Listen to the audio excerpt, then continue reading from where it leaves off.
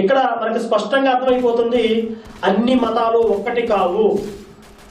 ఇస్లాం క్రైస్తవాలు ఒకటి అయితే అయి ఉండొచ్చు, కొంచెం అటు ఇటు తేడాలతో. కానీ హిందుత్వము ఇస్లాం క్రైస్తవాలతో ఎప్పుడూ సమానం కాదు. ఇక్కడ ధర్మం ప్రధానం.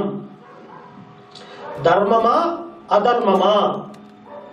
శ్రీకృష్ణుడు కూడా భగవద్గీతలో అదే చెప్తాడు, పరిత్రాణాయ సాధూనాం వినాశాయ చతుష్కృతాం ధర్మ సంస్థాపనార్థాయ సంభవామి యుగే యుగే.